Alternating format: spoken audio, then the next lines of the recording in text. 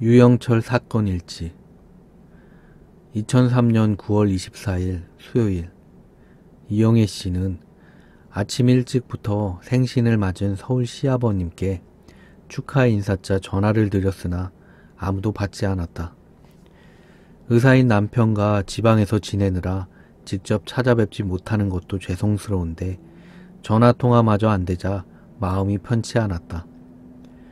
1인이 넘었지만 젊은이 못지않게 건강하셨고 평생 대학 교수로 재직하면서 몸 관리를 잘해오신 터라 그저 전화선에 문제가 생겼거니 하고 기다릴 수도 있었지만 어디 가신다는 말씀도 없었는데 생신날 연락이 안 된다는 것이 몹시 마음에 걸렸다. 이영애 씨는 남편에게 빨리 퇴근해서 올라가 보자고 퇴근하고 서둘러 서울 갈 준비를 했다. 밤 10시가 되어서야 강남구 신사동 주택가 부모님 댁에 도착한 영애 씨 부부는 초인종을 눌러도 응답이 없자 가지고 있던 열쇠로 문을 열고 들어갔다. 인기척이 없는 집안, 공기는 싸늘했고 불까지 꺼져서 어둠컴컴했다. 시부모님을 부르며 안방문을 여는데 비릿한 냄새가 코를 찔렀고 불을 켜보니 차마 볼 수 없는 처참한 광경이 펼쳐져 있었다.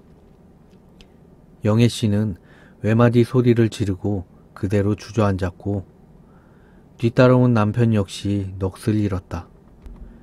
노부부는 머리가 깨어진 채 잠옷바람으로 엎어져 있었고 이불과 방바닥은 온통 피로 물들어 있었다.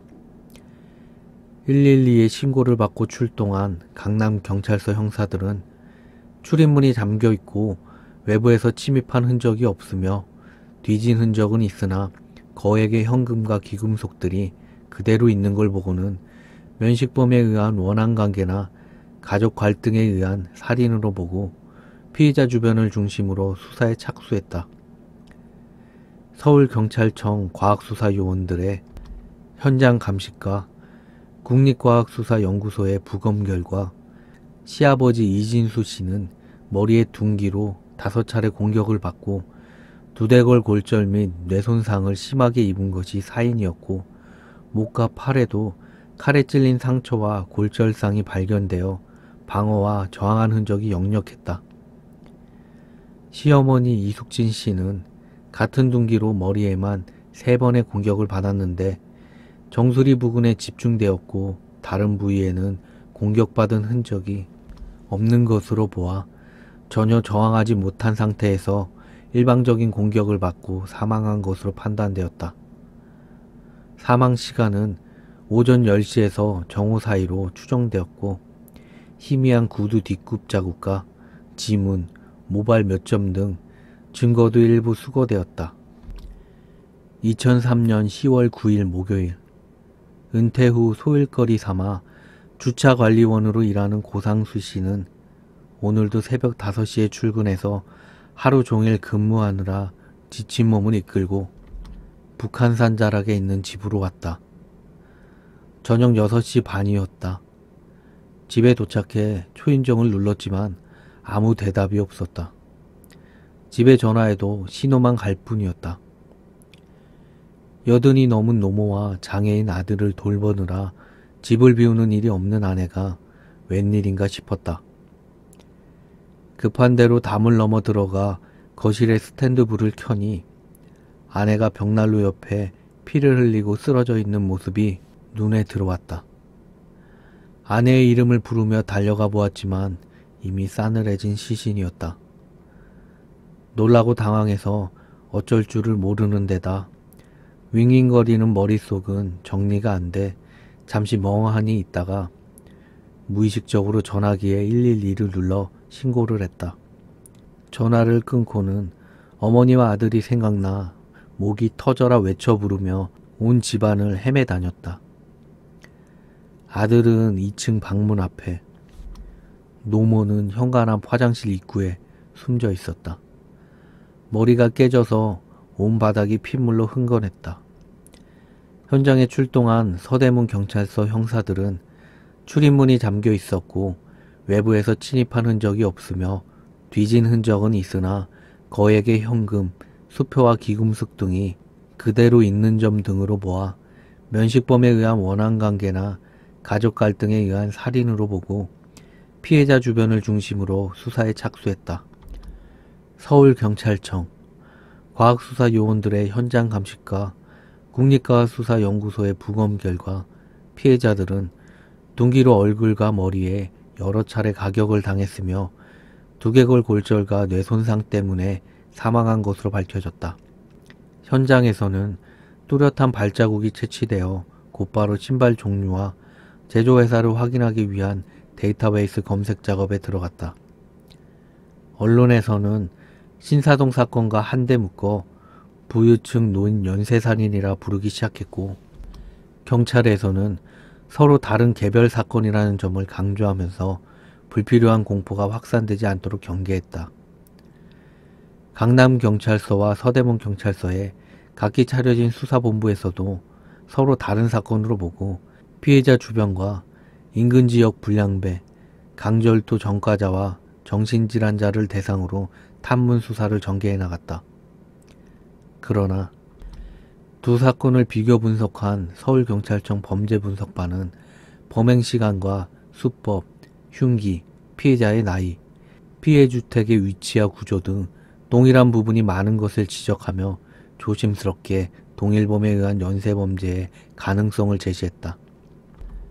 2003년 10월 16일 목요일, 지병치료를 위해 장인을 모시고 병원에 갔던 최영준 씨는 오후 1시경 삼성동 처갓집에 돌아와 초인종을 눌렀다.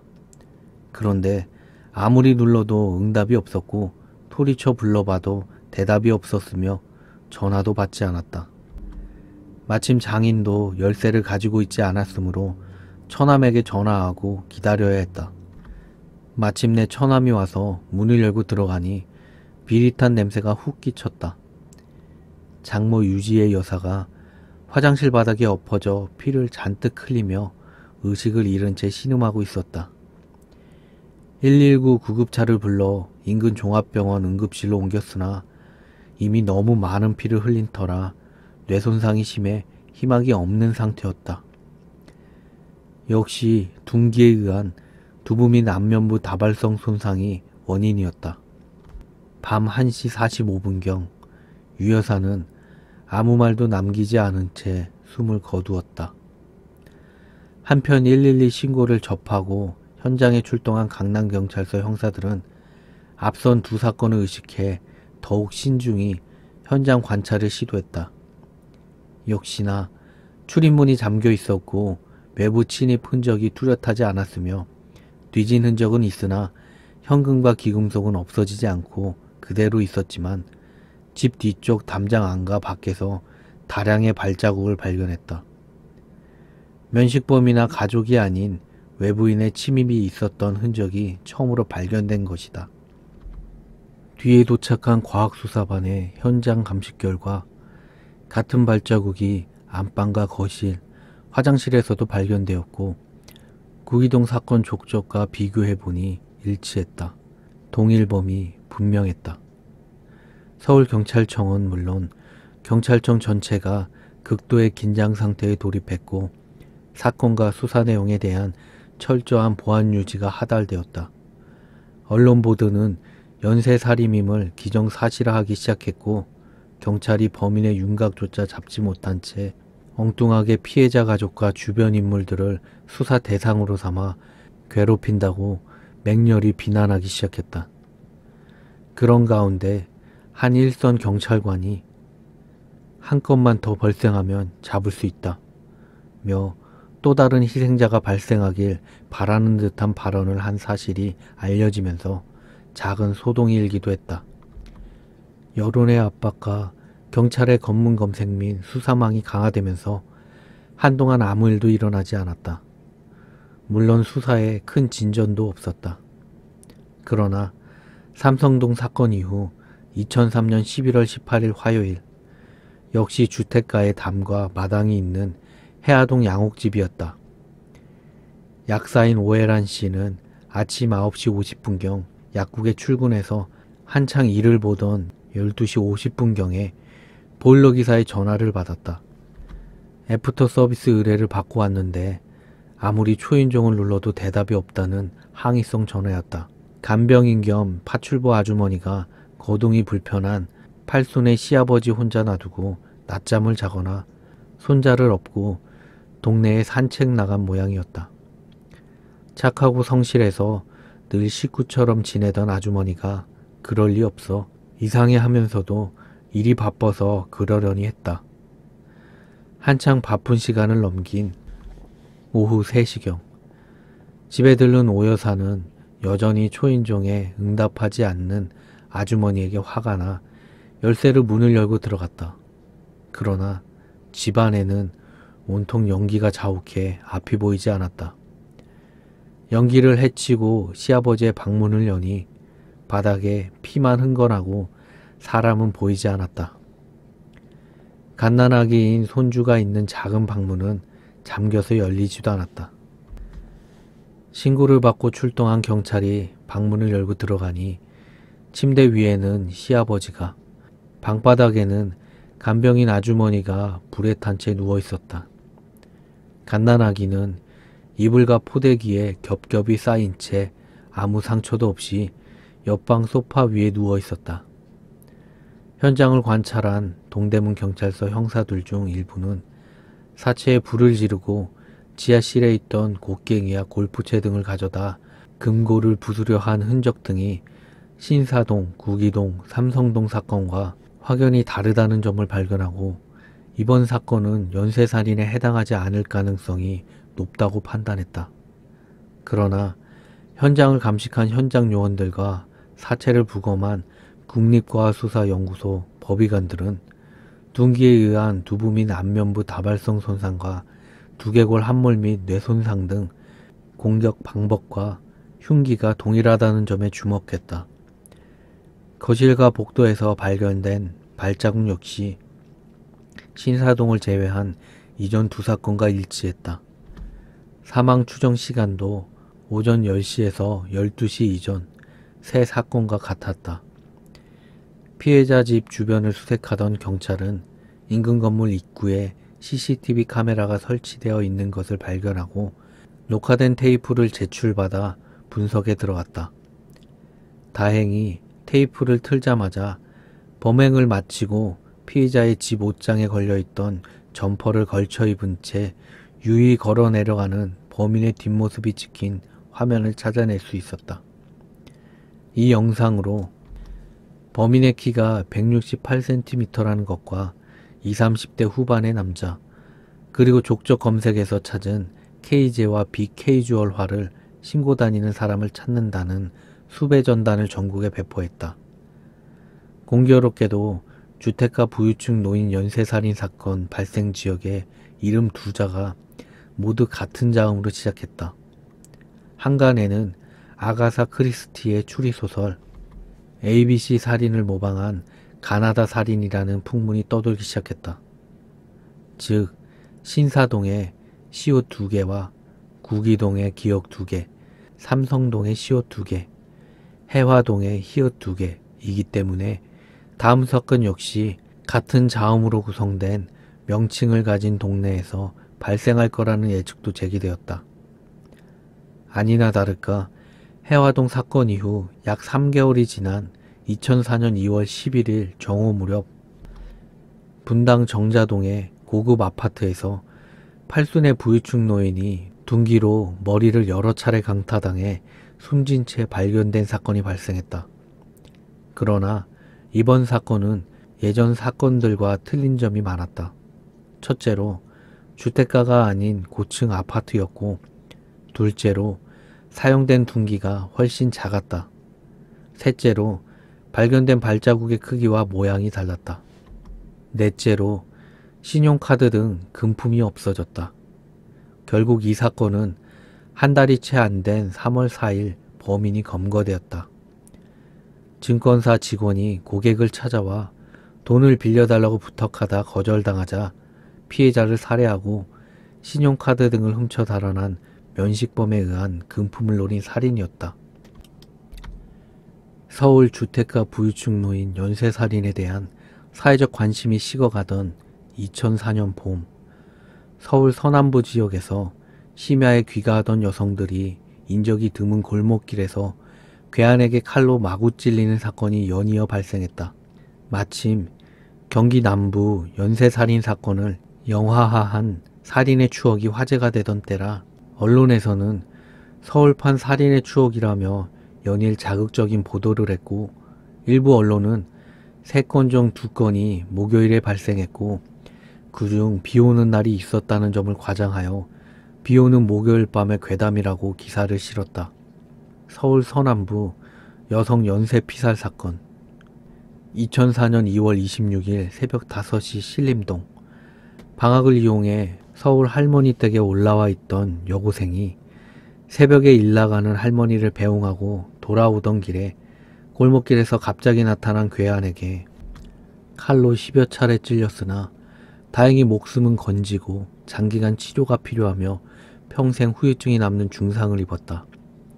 두 번째, 2004년 4월 22일 새벽 3시 고척동.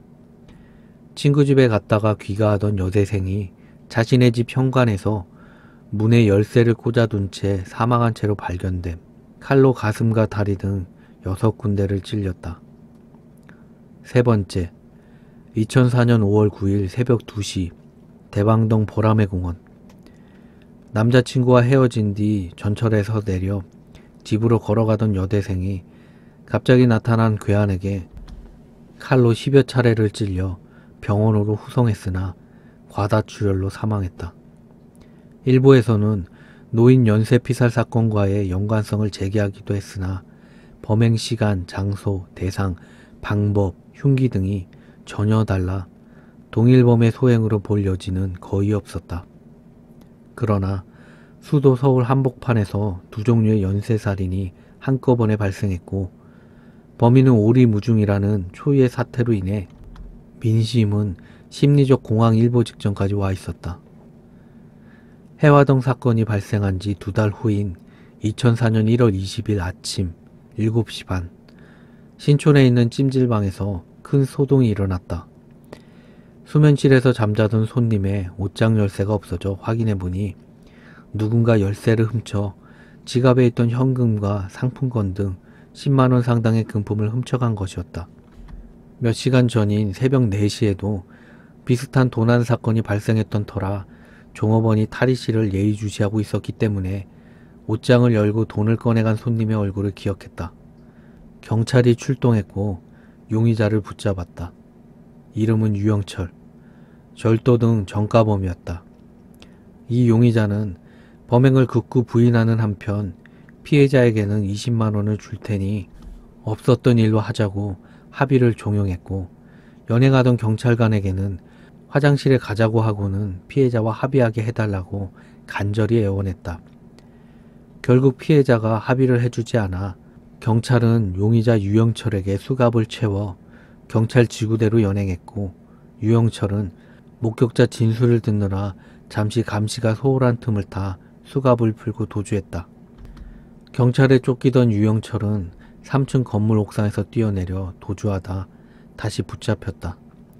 범행을 극구 부인하는데도 찜질방 종업원의 진술 말고는 증거가 없고 도난당한 금액이 10만원밖에 안 된다는 이유로 경찰이 신청한 구속영장이 기각되고 유영철은 다시 자유의 몸이 되었다.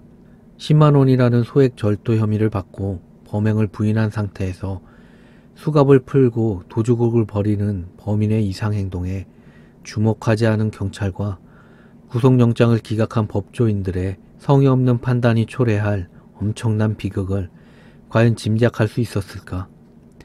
한국 범죄수사 역사에서 천추의 한으로 남을 만한 순간이었다. 2004년 2월 6일 저녁 7시가 조금 넘은 시간, 서울 외국어대 인근 인문동의 한 골목길. 야간 근무를 위해 출근을 서두르던 의류상가 직원 전효실 씨는 누군가와 마주쳤고 가슴과 팔 등 5군데를 칼에 찔려 몸부림치다 가까이 있던 중국집 문을 밀고 쓰러졌다. 한창 배달 준비를 하던 중국집 주인은 갑자기 피를 흘리며 들어와 쓰러진 여성에게 다가가 괜찮냐며 말을 시켜봤지만 신음소리만 흘릴 뿐이었다. 112 신고 후 5분 만에 경찰이 도착해 병원으로 후송했으나 피해자는 사망하고 말았다. 경찰은 범행 수법이 잔인하고 금품을 가져가지 않은 점 등을 이유로 치정이나 원한 관계에 의한 면식범의 소행으로 보고 수사에 착수했다. 2004년 4월 14일 새벽 1시 50분경 인천 월미도 바닷가 가까이에 있는 석유가게 주차장에 있던 승합차에서 갑자기 불길이 솟아올랐다. 신고를 받고 출동한 경찰과 소방관들은 인근 석유 저장고로 불길이 번지지 않을까 노심초사하며 겨우 불길을 잡고 진화에 성공했는데 불이 꺼진 차 안에는 시체 한 구가 발견되었다. 놀랍게도 시체는 양손목이 절단되어 없는 상태였고 온몸에 20여 군데 칼에 찔린 상처가 발견되었다. 국가수의 부검 결과 머리에 커다란 둔기로 얻어맞은 상처도 발견되었다. 나중에 밝혀진 피해자의 신원은 서울 황학동 도깨비시장 노점에서 불법 CD나 비아그라 등을 판매하는 남자로 채권 채무나 원한관계 등 살해될 만한 주변 문제를 전혀 발견할 수 없었다. 다만 살해되던 날 저녁 7시경 피해자가 30대 초반으로 보이는 남자와 뒷골목에서 심각하게 이야기를 주고받는 모습이 인근 가게 종업원에게 목격되었다. 연초부터 부천에서 초등학생 2명이 실종된 후 사체로 발견되고 포천에서도 실종된 여중생이 피살된 채 발견되는 사건이 터지면서 실종신고 접수 이후 경찰의 초동조치와 철저한 수사가 필요하다는 여론이 들끓었다.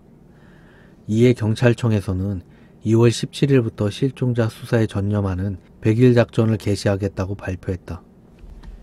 100일 작전이 한창이던 3월 24일 서울의 한 경찰서에 출장 마사지로 일하던 20대 여성의 실종 신고가 접수되었다.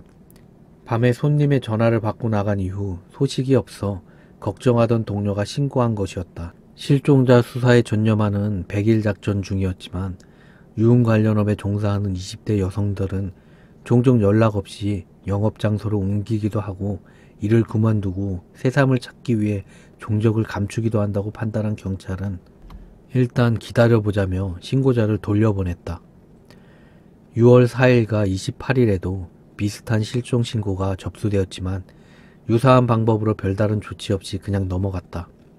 몇 달 후 이 3건의 실종 신고 중 단 한 건만이라도 제대로 수사가 이루어졌더라면 끔찍하게 살해당하는 피해자를 단 몇 명만이라도 줄일 수 있었으리라는 아쉬움에 피살자 유족들이 국가를 상대로 거액의 손해배상 청구 소송을 냈다.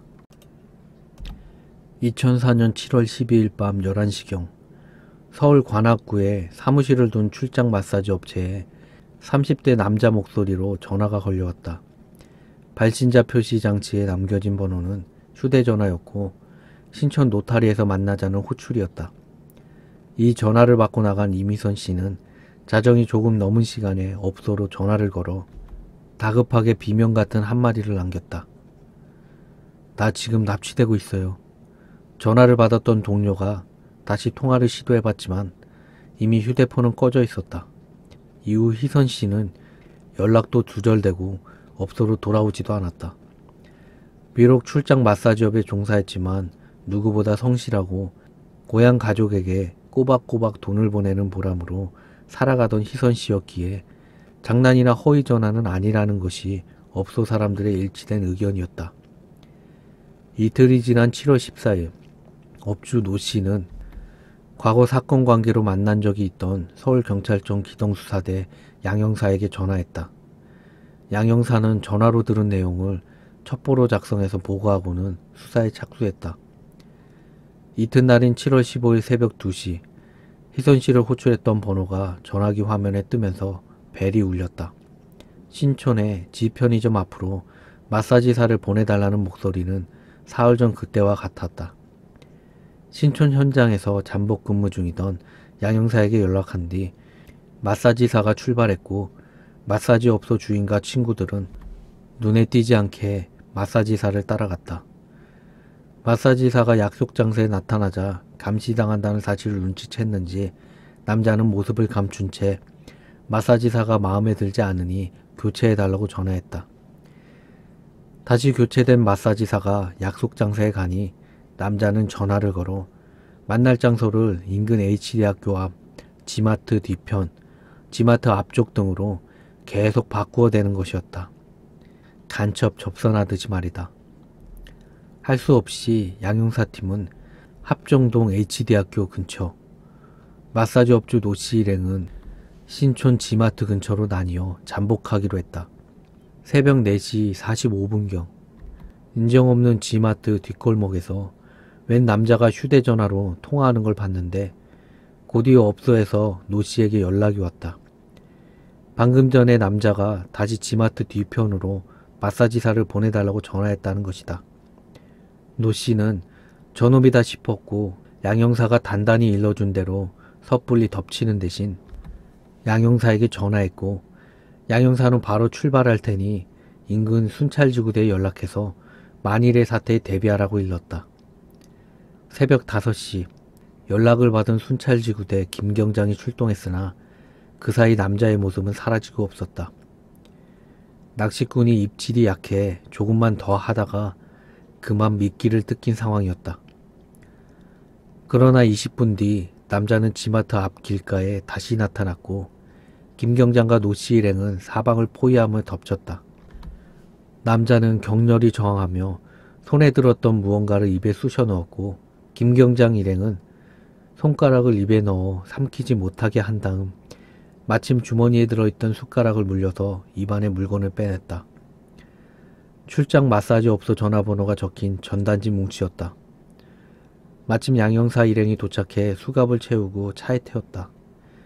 차에 태우는 과정에서도 격렬히 저항하는 통에 양형사 일행은 남자의 이에 물어뜯기고 머리에 받쳤으며 남자 역시 타박상과 찰가상을 입었으나 큰 부상은 아니었다.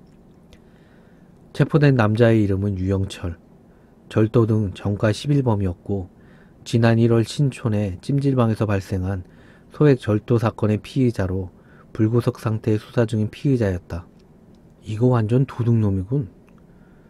기동수사대 형사들이 한마디씩 내뱉었다. 전화로 불러낸 마사지사를 어떻게 했느냐는 질문에 유영철이 이상한 대답을 했다. 마사지사가 마음에 안 들어 바꿔달라고 하고 기다리는데 다짜고짜 덤벼들어 붙잡았기 때문에 마사지사는 잘 모르고요. 요새 발생한 서남부 살인사건 그거 다 제가 했어요. 혹시나 하는 마음에 구체적으로 질문하자 서남부 사건의 구체적인 사실에 대해 유영철은 전혀 모르고 있었다. 뭐 이런 놈이 다 있어? 야, 그럼 휴대전화는 어디서 났어? 유영철은 7월 13일 새벽 4시에서 5시에 길을 걷는데 지나던 차가 창문을 열고 봉투를 버렸고 그 안에 휴대전화와 동전, 시계, 휴지, 생리대, 명함 등이 들어있었다고 대답했다. 7월 12일에도 이 휴대전화로 불러낸 마사지사가 실종되었는데 당시 유영철이 몰랐던 사실이 하나 있었다. 출장 마사지 업소 전화번호는 여러 개라서 각기 다른 전단지에 적혀있지만 사실은 모두 한 업소에 같은 전화로 연결된다는 것을 몰랐던 것이다. 12일에 전화한 업소와 14일에 전화한 업소가 다른 줄 알고 지어낸 거짓말이었다. 이상한 낌새를 느낀 형사들은 일단 유영철이 내뱉은 이야기를 다 들어주기로 했다. 7월 16일 밤 12시 10분경 횡설수설하던 유영철은 갑자기 입에 거품을 물고 온몸을 사시나무 떨듯 떨기 시작했다. 취조하던 두 형사는 가혹행위로 인해 징계를 당할까봐 얼른 유영철의 수갑을 풀고 어깨에 담요를 덮어주고는 괜찮은지 물이나 뭐 필요한 것이 없는지 물었다. 곧 진정된 유영철은 고분고분해졌고 11명을 살해해서 안매장했는데 다 자백할 테니 현장으로 가자고 제안했다. 두 형사는 잠시 서로를 쳐다보며 망설인 끝에 그래 가보자 며 지원을 받기 위해 사무실을 나서는 순간이었다. 유영철을 사이에 두고 한 경찰관은 앞장서고 다른 경찰관은 뒤에 섰다가 잠시 서류를 챙겨들기 위해 뒤돌아선 순간 그 허점을 노린 유영철이 앞선 경찰관은 온 힘을 다해 밀어붙이고 계단을 향해 전력 질주하기 시작했다. 하필이면 대부분의 형사들이 야간 출동 중이라 정문까지 달리는 동안 아무도 마주치지 않았다. 지난 1월 찜질방에서 도주했을 때와 달리 건물로 들어가지 않고 사람이 붐비는 길로 빠져나가 도주하는 데 성공하였다. 유영철이 도주하자 서울경찰청 기동수사대에 비상이 걸렸다. 모든 직원들이 소집되어 간단한 교양 후에 유영철의 사진을 담아 급히 만든 수배 전단을 받아들고 거리와 유영철 연고지, 역이랑 터미널로 달려갔다. 일단 수배한 죄목은 절도였다. 유영철을 잡아올 때까지는 먹지도 싸지도 앉지도 마 라는 경장의 고함소리가 대원들의 뒤통수에 꽂혔다. 도주 11시간 만인 11시 40분 영등포역 앞 눈에 불을 켜고 머리에는 오직 유영철의 얼굴만 담고 있던 기동수사대 김영사의 눈에 낯익은 모습이 들어왔다. 이리저리 살피며 횡단보도를 건너오는 남자. 유영철이었다. 절대로 놓치면 안 된다는 생각에 동행한 의경들에게 지시가 있을 때까지는 표정 하나 바꾸지 말라고 단단히 일렀다. 유영철이 1m 안쪽으로 다가오자 김영사의 외마디 소리와 함께 덮쳐 체포되었다. 거짓말과 도주의 명수 유영철은 다시 경찰의 체포망에 걸려들었다.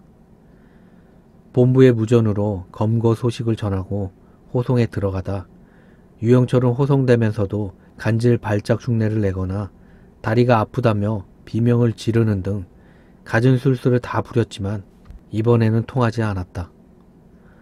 일선 경찰관들이 도주한 유영철을 검거하기 위해 동분서주하는 동안 서울경찰청에서는 기동수사대에서 보고한 내용들을 토대로 분석 작업에 들어갔다.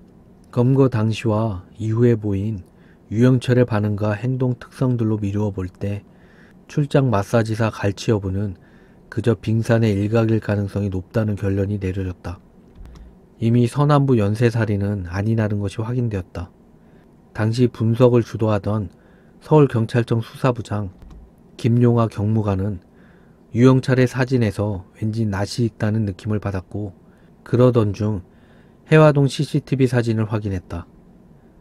비록 뒷모습이었지만 어머니들은 신생아 뒤통수만 봐도 안다고 뒷모습에도 분명히 개인마다 다른 특징들이 있었다. 다시 검거된 유영철이 묵비권을 행사하는 등 제대로 진술하지 않는다는 보고를 받은 수사부장은 직접 유영철을 신문하기로 결정했다. 서울경찰청 수사부장, 경찰의 별에 해당하는 경무관으로 거대 서울경찰청 형사들의 최고 우두머리가 직접 피의자 신문을 하겠다니 위험부담이 매우 큰 모험이었다. 만약 수사부장이 신문에도 별 소득이 없다면 위신이 구겨지는 것은 물론이고 다른 방법은 더 이상 찾을 수 없다는 부담을 아는 결정이었다. 이런 분위기는 유영철에게도 전달되었다. 나중에 안 사실이지만 유영철은 매우 과시욕이 강하고 우쭐대기 좋아하는 심리적 특성이 있는 터라 서울경찰 최고의 형사 간부가 직접 자신을 신문하러 온다는 사실에 흥분했다고 한다. 한국의 살인사건 분석과 프로파일링을 주제로 범죄학 박사학위까지 받은 김용화 수사부장이 차분히 추궁하자 유영철은 이내 자백하기 시작했다. 우선 4건의 부유층 노인 연쇄살인 사건의 범인임을 자백했다. 자백 내용이 구체적이고 상세하며 범인이 아니면 모를 이야기들을 하거나 현장 상황을 정확히 재현해 그리는 점 등으로 보아 범인이 분명했다. 진술에 뒤이은 현장 답사에서도 정확히 피해 주택들을 찾아내고 사건 현장의 처음 모습을 재현해냈다. 11시간 도주하는 동안 증거가 될 만한 물건들을 버렸다는 진술에 따라 수색한 결과 유영철의 하숙집에서 멀지 않은 골목길 구석에서 범행에 사용한 해머 가방도 발견해 수거했다. 나중에 이 해머의 손잡이 플라스틱 안쪽에서 피해자의 혈흔을 발견했다. 이상한 것은 이미 4건의 연쇄살인을 자백한 유영철이 정작 체포된 이유인 출장 마사지사 실종에 대해서는 입을 다물고 모르쇠로 일관한다는 것이었다. 수사부장은 계속해서 유영철이 소지하고 있던 여성용 발찌와 손목시계, 여분의 휴대전화에 대해 그 출처를 집중 추궁했다. 꿋꿋하게 거짓말에 거짓말을 거듭하던 유영철은 마침내 스스로의 거짓말에 지쳐 모두 피해 여성들의 물건들이고 여성들을 모두 살해해서 토막낸 후 유기했다는 이야기를 털어놓았다. 2004년 7월 16일 저녁 7시 반, 김용하 수사부장이 직접 앞장선 수사진은 유영철을 앞세워 사체 한 그루 매장했다는 신촌대학 부근에 있는 야산으로 올라갔다. 지역 주민들이 산책하거나 운동하는 등산로를 따라 8부 능선쯤에 이르자 유영철은 한켠에 있는 고목나무 뿌리 밑등을 손가락으로 가리키며 태연 자악하게 말했다. 겉으로 보기에는 아무런 표시나 흔적도 없는 뿌리만 남은 고목나무 밑둥을 들춰내고 흙을 조금 파내자 이내 물컹한 것이 손에 잡혔다. 비닐봉지에 담은 사체 조각이었다. 모두 18조각. 사체는 이미 심하게 부패해서 형체를 알아보기 어려운 상태였다.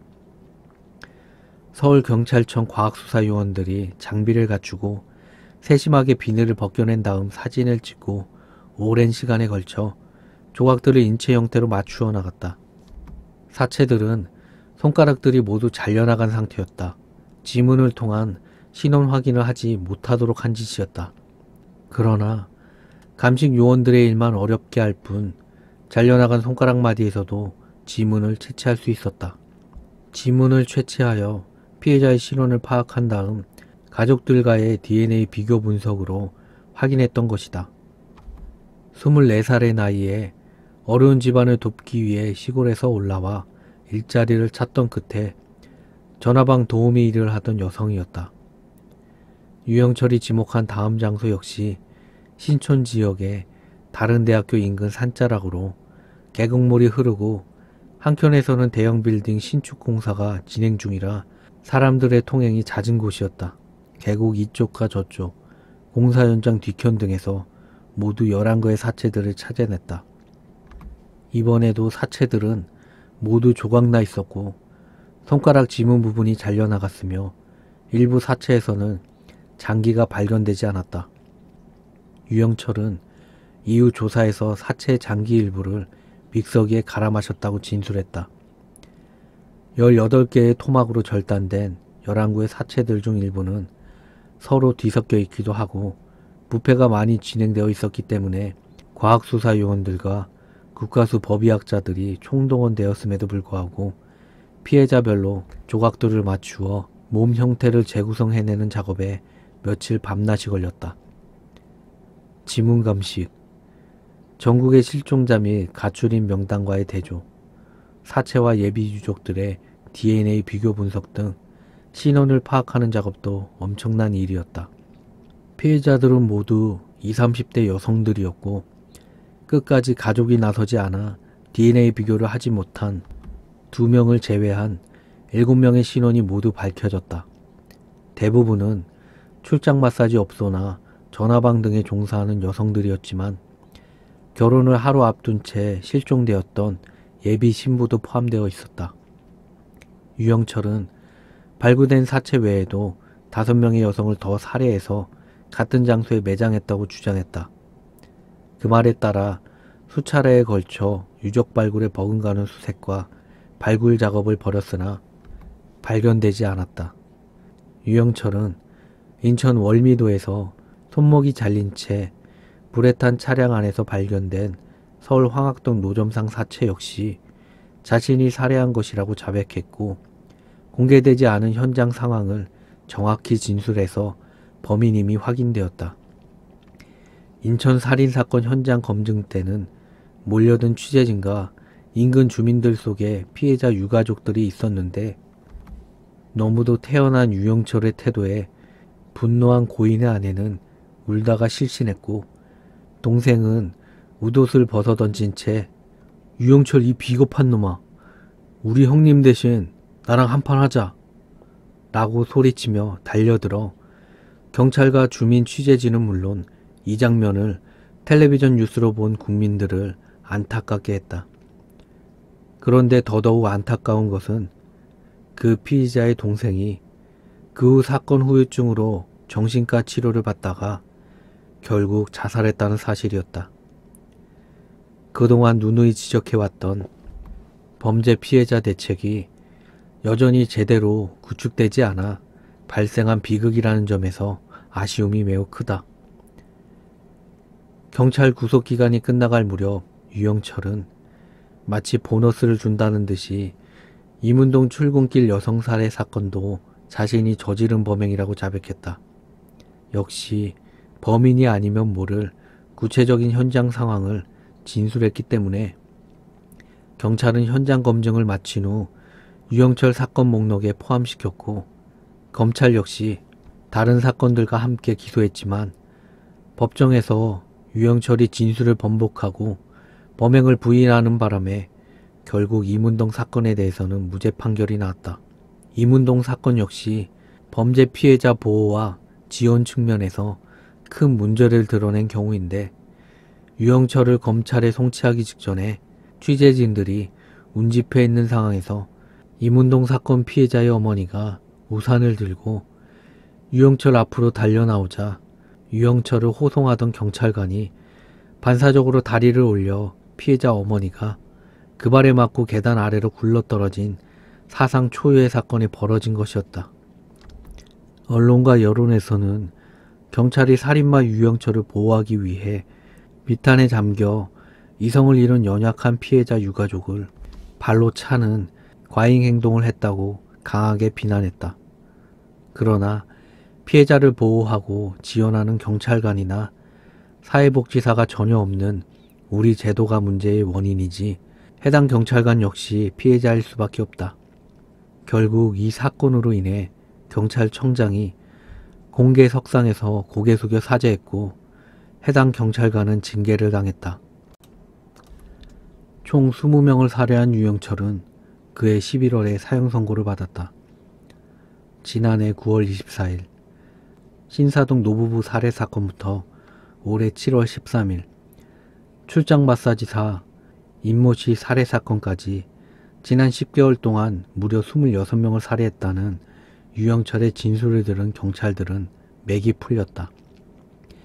강력범죄 수사에 둘째가라면 서러워할 베테랑들이 모인 서울경찰청 기동수사대 형사들이었지만 그의 말은 도무지 믿기 어려웠기 때문이다. 7월 16일 오후 경찰은 서광대 뒤편 야산에 올라 그가 가리키는 지점을 파헤쳤다. 잠시 후 심하게 부패한 살점들이 드러났다. 수백 개의 조각으로 잘린 항구의 사체였다. 그제야 경찰은 그의 자백이 사실이라고 믿기 시작했다. 충격을 받은 경찰과 달리 그는 그냥 죽였다. 아무 느낌도 없다. 라고 담담하게 말했다. 유영철은 치밀하고도 잔혹한 살인기계였다. 그가 율락 여성들을 부르는 데 사용한 휴대전화는 지난 6월 살해된 우모 씨의 어머니가 사용하던 것으로 밝혀졌다. 우 씨로부터 어머니가 석 달 전 사망했다는 얘기를 듣고는 경찰의 꼬리를 잡히지 않기 위해 이 휴대전화로 율락 여성들을 살인의 방으로 불러들였다. 그는 집으로 불러들인 율락 여성을 곧장 살해하지 않았다. 1시간가량 고향이 어디냐, 남자친구는 있냐 등 사적인 대화를 나눴다. 심지어 고향 부모에게 안부 전화를 걸게 하기도 했다. 또 여성들을 협박해 오빠, 나 이제 고향 내려갈 거야. 같이 일하지 못해서 미안해. 라든가 언니, 나 지금 이상한 남자한테 납치됐어. 같은 말들을 녹음해뒀다. 그리고 여성의 사체를 처리한 뒤 주변 사람들에게 전화를 걸어 음성을 들려줬다. 살해 시점을 속이고 납치로 가장한 것이다. 그가 DNA 검사에 걸리지 않기 위해 율락 여성들과 성관계를 갖지 않았다는 경찰 발표는 사실이 아닌 것으로 보인다. 검찰 조사에서 그는 처음에는 아무나 불러다 때려 죽였지만 나중에는 예쁜 여자만 골라 성관계를 갖고 죽였다 라고 진술했다. 심지어는 4시간씩이나 다정하게 대화를 나누고 성관계까지 갖고 나서 살해한 경우도 있는 것으로 알려졌다. 그는 범행 도구로 팔각형의 5kg짜리 쇠망치를 사용했다. 이 망치는 공사 현장에서 벽이나 바닥을 깨부수는데 사용되는 도구이다. 유영철은 편리하게 휴대하기 위해 1m 길이의 나무 손잡이를 떼어내고 짧은 고무막대를 달았다. 망치의 파괴력을 높이기 위해 이음새 부분은 석회로 단단히 바르는 것도 잊지 않았다. 이 망치로 그는 피해자들을 단번에 살해했다. 단독주택에 침입해서는 마주치는 사람의 얼굴과 목을 마구 내리쳤고 율락 여성들의 경우 머리를 쓰다듬으며 잘 가라고 속삭이고는 뒤통수를 때렸다.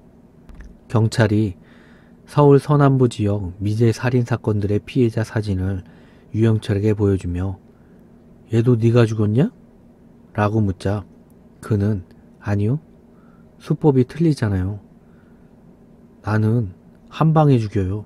라고 대답했다고 한다. 서남부 사건의 피해자들은 가슴과 등, 배, 다리 등을 여러 차례 찔려서 숨진 것이고 유영철은 범행 대상을 자신이 원하는 조건에 맞춰 골라냈다. 그는 아담한 키에 마른 체구의 미인을 선호했는데 일부 언론이 보도한 것처럼 이혼한 아내를 닮은 여성을 골랐기 때문이 아니었다. 뚱뚱한 여자는 무거우니까 살해한 후 사체를 옮기기 어려워서, 키가 큰 여자는 목을 잘라내도 좁은 욕실에 똑바로 눕힐 수 없었기 때문이라고 했다. 7월 18일 범행 동기를 집중적으로 캐묻는 기자들 앞에서 유영철은 여성들은 몸을 함부로 굴리는 일이 없고 부유층은 각성했으면 좋겠다고 담담하게 말했다. 마치 부유층과 율락 여성에 대한 훈계의 의미로 살인을 저질렀다는 인상을 풍기는 것이었다. 하지만 그는 그처럼 정당성을 지닌 살인범은 아니었다. 검찰에서 그는 지난해 9월 출소 후 이혼한 아내와 아들을 죽이기로 마음먹고 아내의 집을 찾아간 적이 있다고 털어놓았다. 하지만 아들의 똘망똘망한 눈빛을 보고는 아내만 죽이기로 마음을 돌렸다. 그러나 안방에서 마른 김 한 장을 안주 삼아 맥주를 마시는 아내에게 연민을 느껴 포기했다. 그날 유영철은 아내를 대신할 대타를 구해 살해했다. 다른 피해자들과는 달리 이날 희생된 여성은 얼굴을 알아볼 수 없을 정도로 칼집을 내 짓뭉갰다. 그는 지난 1월에서 2월경 동거한 애인 김모 씨도 죽이려 했다. 유영철이 전과자라는 사실을 알게 된 김 씨가 헤어지자고 하자 집에 감금해놓고 온몸을 묶은 후 목을 졸랐다. 김 씨가 잘못했다고 매달리자 다시 만나겠다는 다짐을 받고 풀어준 그는 김 씨가 변심할 때를 대비해 김 씨의 부모 연락처까지 받아뒀다. 변심하면 부모를 대신 죽이겠다는 협박이었다. 거의 실신 상태로 풀려난 김 씨는 병원 신세를 져야 했다. 살해 목적에 범행과 금품갈취 목적의 범행을 철저하게 분리한 그는 가짜 경찰 신분증을 만들어 경찰 행세를 하며 불법 복제물을 파는 상인이나 율락 여성에게 돈을 뜯어내 생계를 꾸렸다. 그는 경찰에서 영화 공공의 적에서 클로즈업 때는 경찰 신분증을 베껴 만들었다고 털어놨다. 이 가짜 경찰 신분증은 4월 14일 황학동 노점상 안모 씨를 살해한 계기가 됐다. 영화에서는 유영철처럼 신분증을 위조하는 범행을 우려해 진짜 신분증과는 다른 디자인을 사용했는데 경찰서에 종종 들락거렸던 안 씨가 유영철의 경찰 신분증이 가짜라고 의심한 것. 이것이 유영철을 자극해 결국 안 씨를 죽음으로 몰아넣었다. 7월 18일 봉온사 인근 야산에 벌어진 사체 발굴 작업에 모인 경찰 관계자들은 사체 훼손 정도를 보고 경악을 금치 못했다. 사체들은 15에서 18조각으로 절단되어 있었다. 유영철은 빨리 썩게 하기 위해 비닐봉지를 벗기고 사체 조각들을 땅에 묻기도 했다. 유영철의 주변 사람들은 그가 잔인한 연쇄살인범이라는 사실이 믿기지 않는다는 반응이다. 그의 가족이 20년 이상 거주했던 동네 주민들은 종종 교도소를 들락거리긴 했어도 가족에게 잘하는 착한 젊은이였다고 기억한다. 초등학교 담임교사였던 하모 씨는 집안 형편이 어렵고 조용한 아이였지만 학급 일도 솔선수범하고 운동도 곧잘해 아이들이 좋아했다며 충격을 감추지 못했다. 중학교 때 친구들은 이번 사건이 보도되기 전까지 유영철이 고등학교 2학년 때 소년원에 들어갔으며 이후 계속 교도소를 들락날락했다는 사실조차 몰랐다. 가끔씩 연락이 되지 않아 소식을 물으면 그가 항상 제주도에서 돈 벌고 있다고 둘러댔기 때문이다.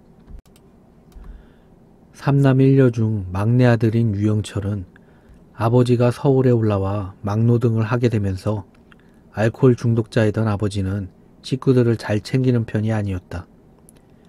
어머니가 동네 아기들을 맡아 돌보면서 가게를 꾸렸다. 아버지는 유영철이 6학년 때 술에 취해 무단횡단을 하다가 차에 치여 숨졌다.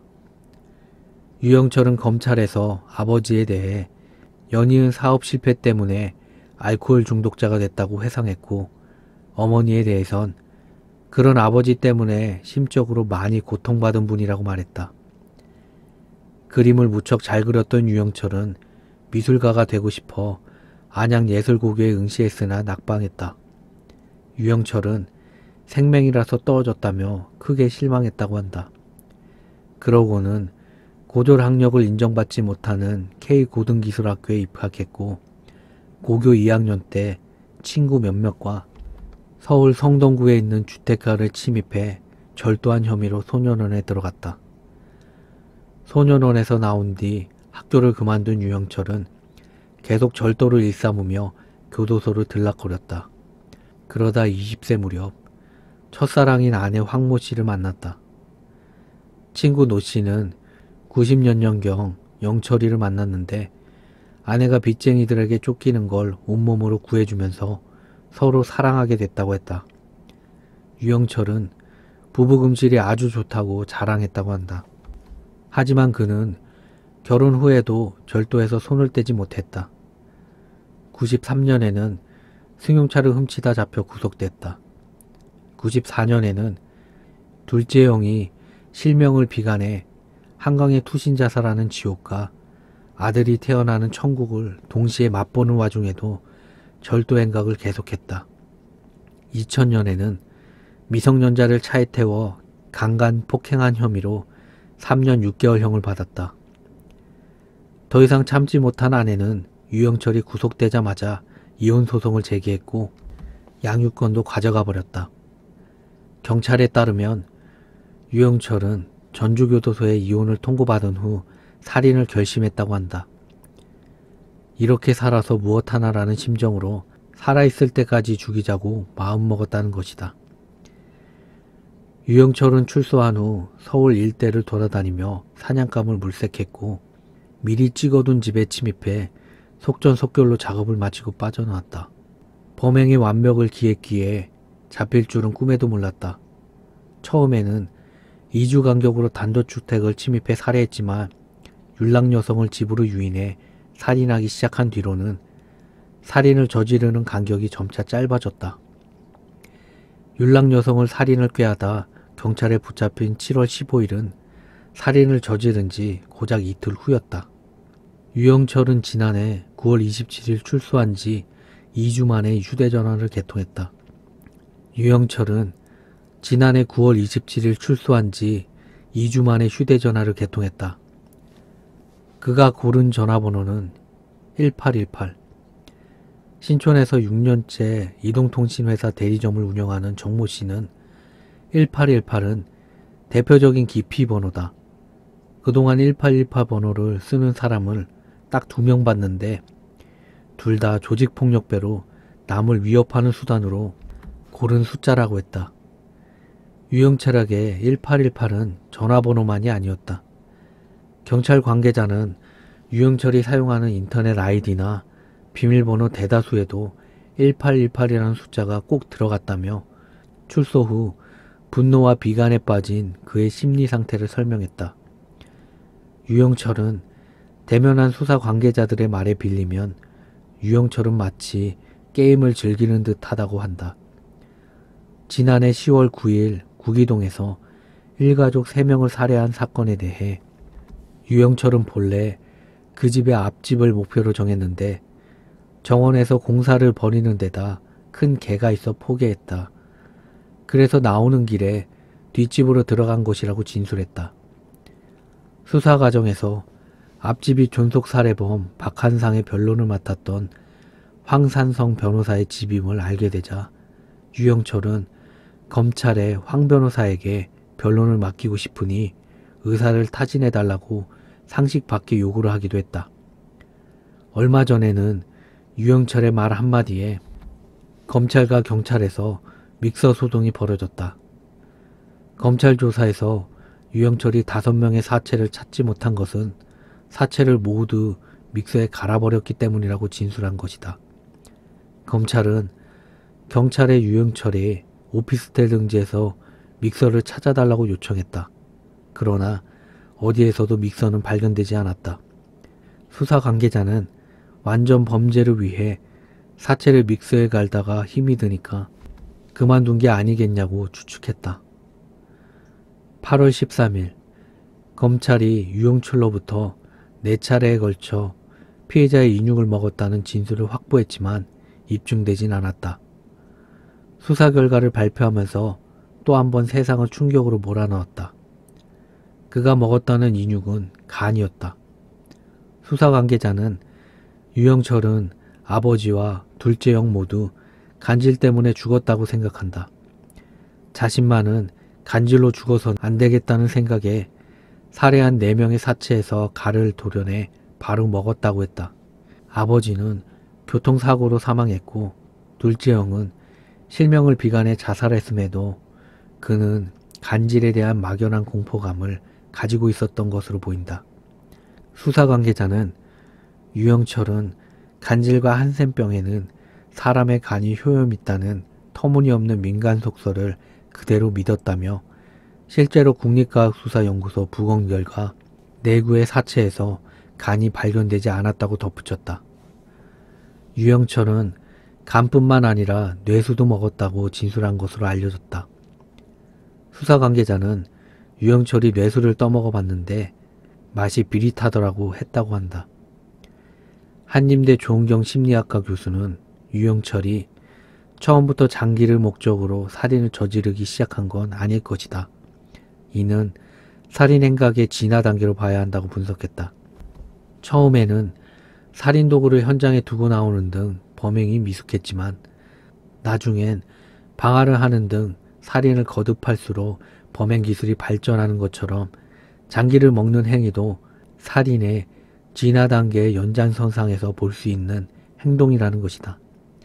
조 교수는 장기를 먹는 쾌감을 느낀 이후로는 그 쾌감을 위해 살인을 저질렀을 수도 있다고 설명했다. 검찰은 유영철을 윤락여성 연쇄살인 혐의로 기소한 이후에도 수사를 멈추지 않고 있다. 최근 검찰이 주력하고 있는 부분은 아직 발견되지 않은 5구의 사체를 찾는 일과 출소 후 예고 여학생들과 동거했다는 유영철의 진술에 따라 이 여학생들을 추적 중이다. 유영철은 검찰에서 아직 사체를 찾지 못한 피해자 5명의 인상착의, 살해 시기, 살해 장소, 사체 유기 장소 등을 진술했다. 유영철은 보온사 인근 야산의 사체를 파묻고는 캔 조각 등으로 작은 표지를 해놓았다고 했는데 이 표지가 비에 휩쓸려 떠내려간 탓인지 아직 사체를 발굴하지 못하고 있는 형편이다. 가족들과 친구들을 잘 챙기는 의리 있는 유영철과 연쇄살인범인 살인마 유영철, 극명하게 대비되는 두 유영철 사이에는 무엇이 놓여 있는 것일까? 깊게 눌러쓴 모자와 마스크 속에 숨겨진 그의 여러 얼굴을 밝히는 데는 앞으로도 많은 시간과 노력이 필요할 것으로 보인다.